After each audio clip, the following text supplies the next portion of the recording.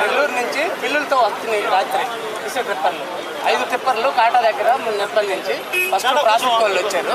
Traffic వాళ్ళు వచ్చి కేసులు రాస్తామని బెదిరించారు. తర్వాత ఆర్టీఓ గారు వచ్చారు. ఆర్టీఓ ఆఫీస్లోకి తీసుకెళ్తామన్నారు వాళ్ళు. ఏంటి సార్ కారణం ఏమి ఆర్టీఓ ఆఫీస్లోకి తీసుకెళ్తాను బిల్లులతోటే వచ్చినాయి కదా అన్నారు. కాదు ఊరికే అక్కడ పెట్టమన్నారు అన్నారు. ఎవరు పెట్టమన్నారంటే వాళ్ళు పెట్టమన్నారు వీళ్ళు పెట్టమన్నారు అని చెప్తా ఉన్నారు. మేమైతే ఒప్పుకోలేదు. అక్కడే కాటా దగ్గర ఉన్నాయి. ఇప్పుడు కూడా కాటా దగ్గర నిర్బంధించున్నాయి బళ్ళు 5 బళ్ళు. ఎక్కడ జిల్లా పరిషత్ దగ్గర. ఇప్పుడు దీని వెనక ఎవరు ఉన్నారు అనుకుంటున్నారు?